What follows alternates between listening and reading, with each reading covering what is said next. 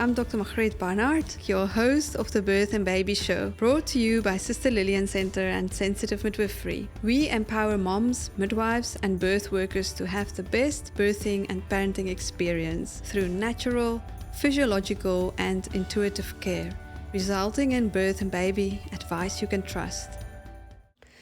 This episode is sponsored by Curaprox. Curaprox aims to create 1 billion healthy smiles.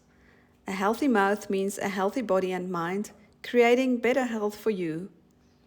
Great oral health starts from day one. It's never too early to start. Curaprox Baby gets your child on the right path of starting healthy oral care habits for life.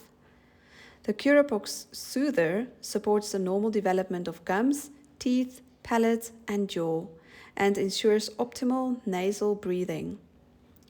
The Curaprox Teething Ring with integrated training toothbrush promotes your child's sensory and motor skills development.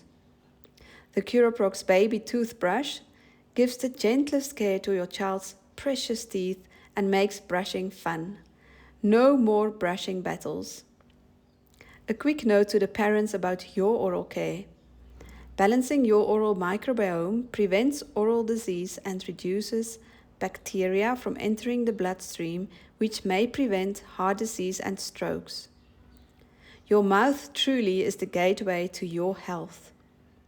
Join the Curaprox movement. Let's create 1 billion healthy smiles, which will result in 1 billion healthy bodies and minds, making oral health contagious.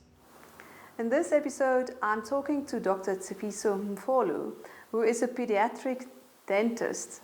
Now, you might be wondering, why is she on the Birth and Baby podcast? Well, you'll be surprised how important it is to look at your teeth and oral health during pregnancy, not only for yourself, but also for the healthy development of your baby, and for prevention of complications during pregnancy, such as low birth weight, preeclampsia, and infections. So this is an episode you really need to finish listening right till the end. You're going to learn a lot. Welcome, Dr. Tshepiso. Right, I've got it right. I'm so excited that you're here with me today. You have a lot to share, very important information. Tell us a little bit more about yourself.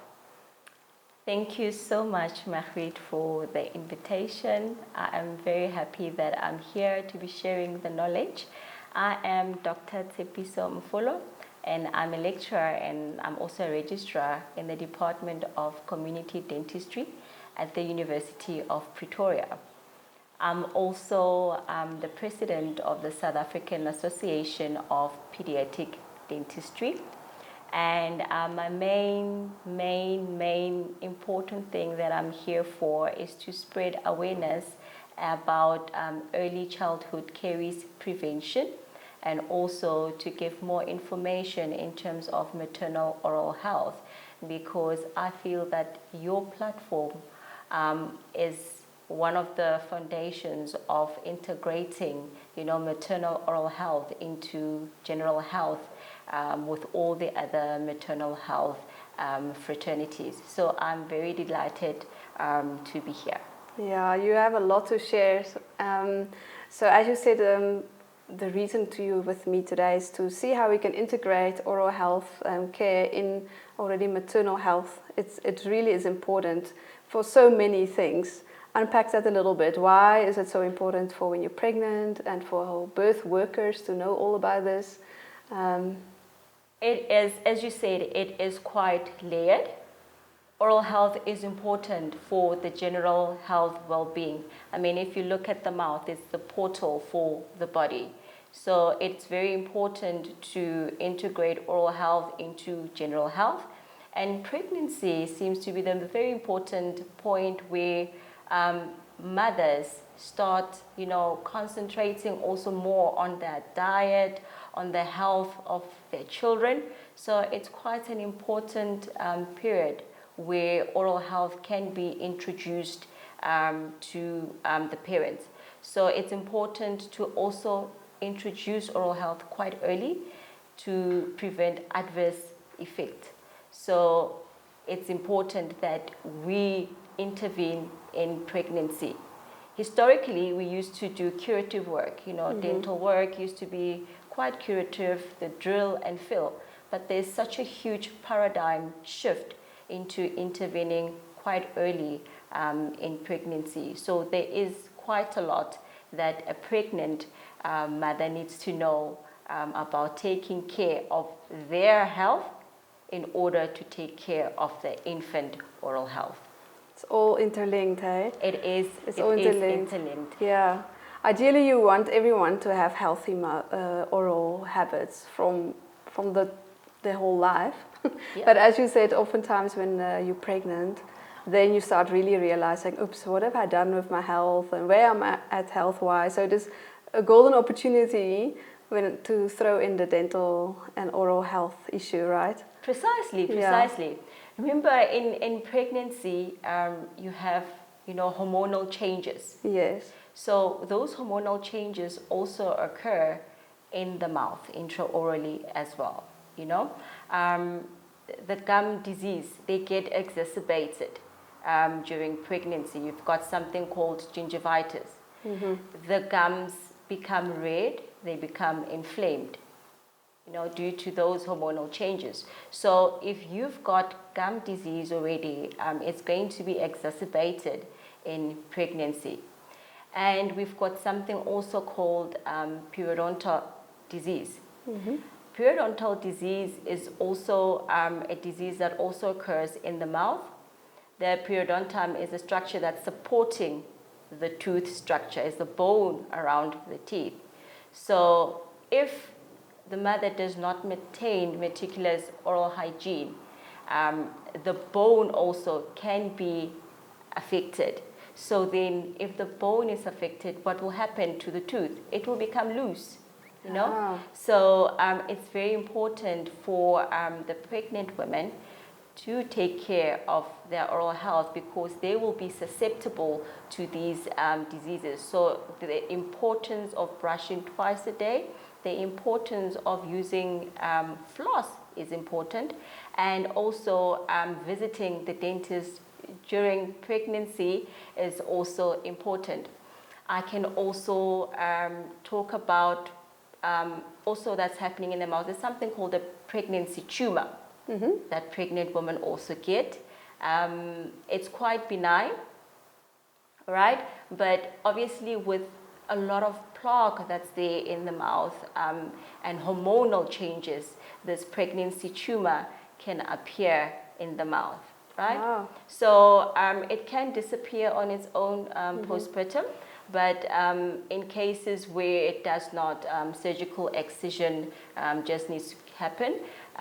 But it's really can be treated, and that's why it's important to visit your dentist during pregnancy because those are the things that we can be aware of. And I talked about periodontal disease earlier. So what that links up with the whole body is that, when you have periodontal disease, there is so much evidence around periodontal disease being connected to preterm births, preeclampsia, and low birth weight. So it's quite important for the pregnant woman to take care of their health in order to take care of the unborn child's health as well. So it does not start when the child is born and that you see that the teeth are appearing. You start taking care of your child's teeth while they are still in the womb because the mother's health is affecting the child's health as well. And in pregnancy, pregnant mothers can also experience morning sickness. So when you have morning sickness, they vomit. And when you do vomit, what does it do to the teeth in the mouth? It causes the enamel to wear down, something we call dental erosion, right? So that's what happens inside the mouth. And I mean, if you have that, it's a foul mouth that you're left with after, you vomit. Your teeth start being sensitive as well. That's why we emphasize that pregnant mothers should visit the dentist, because we have remedies in which we tell the parents that, you can rinse with water after you have vomited, and also you can, literature also says that you can use a teaspoon of sodium bicarbonate, in the water and rinse with it, because the mouth is quite acidic, with all of that in there. So, I mean, it's important that they visit the dentist to be getting this type of information. They can visit an oral hygienist as well, and a dental therapist as well. So these are an area of things that can happen to pregnant women during, their pregnancy. And decay as well. We have cravings. When you're pregnant, you have cravings. I know, I used to have cravings as well. But it's very important that we spread the word of good, eating habits while you are pregnant. You won't start the habits postpartum. You start the habit of eating healthy food while you're pregnant, because it will also, build your unborn child as well. So healthy habits are also important. So if the mothers have like a sugary diet during pregnancy, they crave chocolates, they crave all the other things that are not good for the teeth. So then that predisposes a mother to having dental caries, which is dental decay. So it's quite important for the pregnant mother to take care of their mouth, because that caries, the bacteria in that caries, can also be transmitted to the child. Oh wow, you've said so many things. Okay, we need to talk about that as well. I just want to take it a little bit back with all those diseases, the periodontal disease, that can loosen your tooth. So you can lose a tooth in pregnancy. Because there's this myth that we think, like every pregnancy takes a tooth, right? Yes. And we think it's the calcium or what? Yes. That a baby takes, but it's not the case, maybe. That is not the case. That is a myth, because, they say, when you're pregnant, you lose a tooth. Yes. And that is a traditional thing that people have thought about for many, many, many years. Even in my research, I came across that, But remember that when people are pregnant, it's those hormonal changes that are taking place. So if you take care of your gums, and if you take care of the supporting structures of your teeth, if you visit the dentist or the oral hygienist, we are able to detect those type of diseases quite early. We are able to detect when there is a lot of plaque build up, there's a lot of calculus in the mouth that can be detrimental to the oral cavity.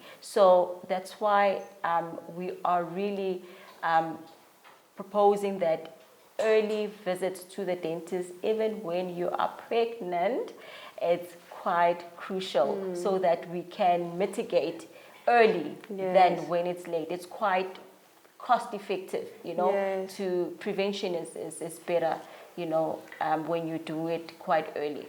Yes, so moms, when you do the first antenatal checkup, book your midwife or your gynae, or the clinic, book your dental appointment too.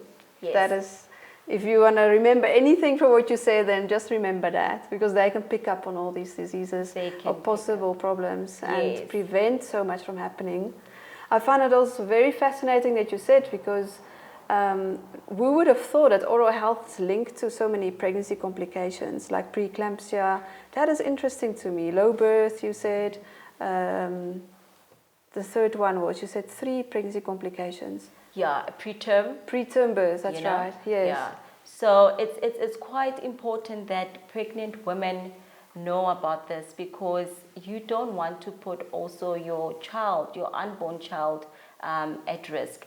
And I also loved what you said in terms of the antenatal classes, that this is what they should be taking through. So I would also love the integration of, the midwives, all the nurses who are seeing pregnant women to incorporate oral health education into the antenatal classes, because we cannot just leave oral health education only to the oral health professionals. You know, the mouth is part of the whole body. So we need everybody to preach, you know, the message of prevention to the pregnant women in the class. So my master's research actually was around pregnant women, their knowledge, you know, their attitude and their perception about early childhood caries. So what I found that most of the women did not receive information about oral health in those antenatal visits. But what's more interesting is that I asked, are you keen to get the information? And they were quite keen to get the information from their antenatal centers. So the mothers are quite receptive to the education, and they would really love to get oral health education while it's early, because if they don't, then the children are also predisposed to having dental decay later in life. Yeah, there's still a lot of work to do, because I think the integration is still lacking. If I think of the education we receive as healthcare professionals, if I think of doctors, if I think even at the new maternal guidelines that will be published, there's nothing about dental health in there. We are reviewing a midwife book to become a midwife. We're reviewing it. It's not in there. So there's work to be done for you and for me, yes. I think. Yes. I love that. Yes. I love that. That is the space that I want to be in, because, you know, going back to my why did I become so interested in maternal oral health? I saw the lines. I work in the public sector in a tertiary hospital. So in the public sector, the lines for general anesthesia is quite long. And not everybody can also afford general anesthesia in private. So that's why we have long lines in our public sector. And children come in there quite late. You know, the parents bring them quite late. We see a lot of children by the age of 3. We have to take out every single tooth. So it really broke my heart when I saw that. And I was coming from my moral high ground and like, why aren't you not bringing the children when they're younger? And I realized that perhaps maybe the mothers don't know. They don't have the knowledge. Correct. The attitude might be that, oh, baby teeth are not important. The permanent teeth are coming in any case. So I wanted to find out actually, what do the pregnant mothers know about tooth decay, so that we can be able to prevent this tooth decay. So it's very important for me. The integration is really paramount, and it's big on my list for preventing early childhood caries, because I'm a big advocate in preventing and ending early childhood caries. But I realized that we cannot do it alone as oral health professionals. We need a collective. We need people who are seeing children at a young age, who are seeing pregnant women, so we can collectively spread this message and put the mouth back to the body. Yeah, well, hopefully this initiative will help in your mission too. Totally on the same page here. And let's talk about you mentioned it quickly and then I interrupted you, on the bacterial transfer from mom to baby, and also how that sets them up for dental problems. Yes, there's a big link. Some people might not know that, you know, their mouths are also linked to the infant, especially the primary caregiver. No, mostly it's the mothers. So if you have, literature says that when the mothers have a high level of tooth decay, their children will also be likely to have high levels of that tooth decay. So in the mouth, there's some substrate called, there's a bacteria, mutant streptococci. So if the mother has a high level of that mutant streptococci, it can be vertically transmitted to the child. No? You can also transmit that bacteria, through saliva.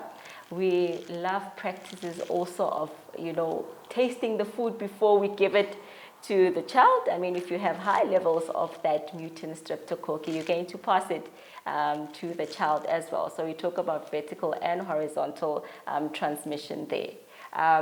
If the dummy falls, sometimes the parents tend to lick the dummy and then put it in a child's mouth, sharing utensils, and also with the kisses, anything that, saliva can transmit. So those are the things that we should be cognizant of. We should be able to maintain low to no levels of, no caries in the mouth. The mouth must be clean, normal gums, the normal supporting structure to the teeth as well. Meticulous brushing, oral hygiene regimen will be efficient. Yeah. So that is such important knowledge. So the moral of the story is just have a healthy mouth for so many reasons. Also for transfer of bacteria to the baby, to your child. Yeah. Because I think we think it's only because of bad sugary drinks, but this is also a very important link that we see so many children with really bad teeth. Yeah, it doesn't only just start all of a sudden. We call it early childhood caries, and it's got different risk factors. It's got the biological risk factors that we have discussed a lot about, which is, those bacteria, the sugar, poor oral health, and the time, that it takes to be in the mouth. But there are also other risk factors, social risk factors. The maternal knowledge.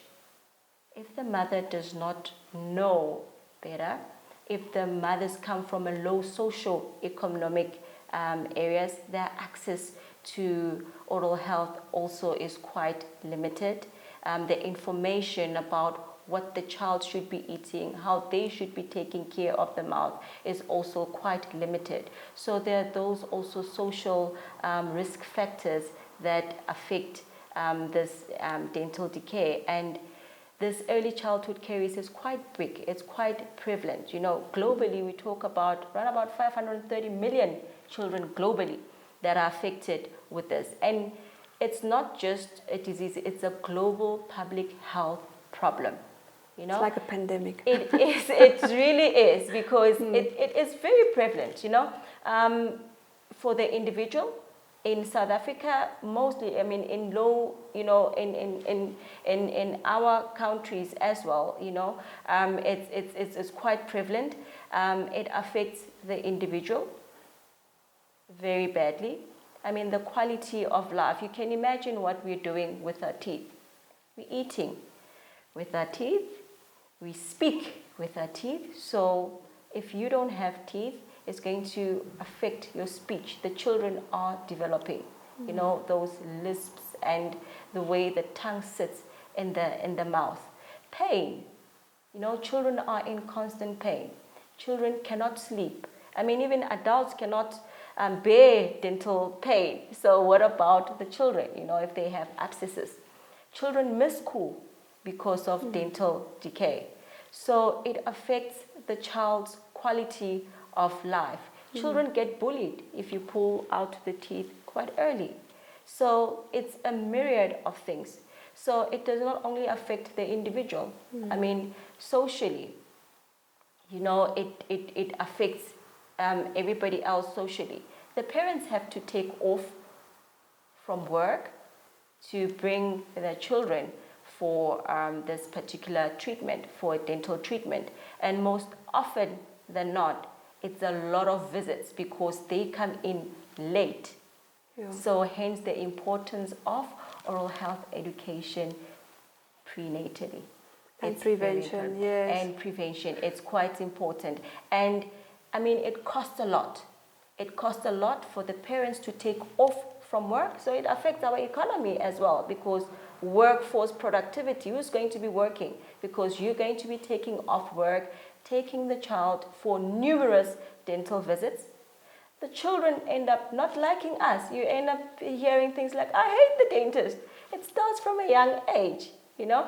Whereas if you bring a child, we talk about bring a child before the age of 1, you know. So if you bring up a child to the dentist or oral hygiene practitioner before 1 year of age, that's what the literature says, then you have a child who's very keen, who's familiar with our setting, who's not familiar with any invasive treatment, because if the children come in late, we might need to do invasive treatment like extractions and things like that, which is really not nice.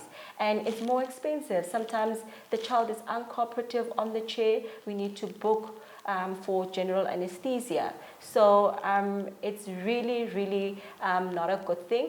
And you know, the beauty about this disease is that it's preventable. Yeah. From a very young age, even when the children do not have teeth, take a clean cloth, you know, these soft cloths, mothers, just wipe those gummies, you know, and the children love it, especially those that are, you know, teething. They love, you know, that cool cloth on the gums. So you're establishing a habit before even the teeth erupt. Wipe, you know, those gums. Some people use the finger brush as well. You can use the finger brush as well. So it's about inculcating good oral health before even having the teeth, so that when the teeth come, then the parents already have established that particular habit, you know, of taking care of their teeth and also the children's teeth. You know, monkey see, monkey do. They see that the parents do this, they're also going to jump into the bandwagon and also brush their teeth. So it is preventable. And there are many things that we can do to prevent this through oral health education, through proper oral hygiene regimen, as I explained, through the visits to the oral hygienist, the dental therapist, or the dentist while the mother is pregnant. Thank you for summarizing it. So if you have those few steps, then we've prevented so much. Yeah. Lastly, I just want your view on this, because we know that this is very much linked to maybe lower socioeconomic environments. And the perception is that dentists are expensive, or this is maybe luxury to look so well after your teeth. I'm sure there's those perceptions out there. What does your research say? And what is the access for any mom for oral health care? Yeah, thank you for that. In South Africa, as you know, like most of the people use the public health service. Yes. I often say neglect is very expensive. Prevention is much cost effective. So there are things that people can still do at home. Mechanical cleaning of the mouth with a brush and a fluoridated toothpaste. Use of floss, you know. Sometimes in rural areas, we sometimes tell the parents, you know, like the orange bags, they can wash, you know, those strips of orange bags and use them as an adjunct, you know, like for irritating that bacteria, that plaque in between the teeth. Because it's very important to irritate that bacteria, because if you leave it for long, if you leave that plaque, it will become calculus, you know, which will, you know, have an effect on the gums. I've talked about the red bleeding gums, that gingivitis, and it also can affect the periodontum, you know, the bone structure, and therefore you get the loose teeth. So people can do prevention also at home. They can visit the clinics nearby. There are also mobile dental services that are available. I know the issue of access, we cannot be everywhere for people, but I know that my association, the SAPD, we have a mobile dental service as well that caters for the people in, you know, some of the rural areas, and also some of the disadvantaged areas that lack access to oral health. So it's important to also, as practitioners, to be innovative and also go to the people and offer oral health care. So there is oral health information that's also available. People are always on their phones now. So I think consuming that information, that brushing twice a day, using the floss, visiting an oral health practitioner is quite important. Eating healthy food is also quite important. Drinking water is quite important as well, especially also in pregnancy, because some of the pregnant women also experience dry mouth. So drinking a lot of water is very important. Taking those vitamins while you're pregnant is also very important. So it's quite an opportune time to reflect on what the mouth is to the rest of the body and how we can change our mindset to just thinking that the mouth is an isolated entity and it's not part of the body. Yeah, that's so good. I thank you for also just throwing in there the food part, because we assume that everyone knows that, but it's good. Healthy eating is so part and parcel of keeping our teeth healthy too. The sugar and the processed food that we're eating, that is where it's not good for our teeth. Yeah. So thank you so much. There's such amazing information that you've shared. I hope you enjoyed that too, and that you will share the news with everyone in your family, in your friendship circle. Share this podcast, this YouTube. We all are part of helping to change this. We have to change it. We all should have happy smiles. You've got a beautiful smile. Thank you. My parents helped me to have a good smile, and I'm grateful for that. It also grows confidence. Yes, right? It does. It does, precisely. No, thank you very much for the invitation.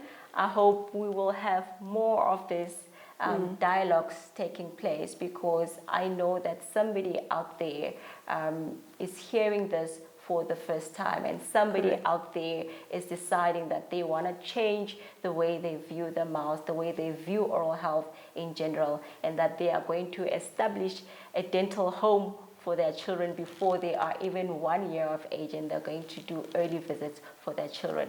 So thank you very much for the opportunity. Awesome. Thank you so much for listening and tuning in. See you next time. Thank you so much for joining us today. If you enjoyed this video, please share this with a friend who will benefit from this. And remember to subscribe and hit the bell icon so that you can be notified whenever we release new videos like this on our channel. We'd love to stay in touch and keep you updated with all our latest content and resources to equip and empower you. So if you're a midwife or any type of birth and baby worker, go to sensitiveMidwifery.co.za/free gift. If you're a mom, visit sisterlillian.co.za/free gift for more training and resources. That way we can keep you up to date when we release new episodes like this, plus a few other bonuses. You can also find the links I just mentioned in the show notes. Remember, you're making a big difference because you are shaping the future of humankind. Thanks for watching, and I look forward to journeying with you.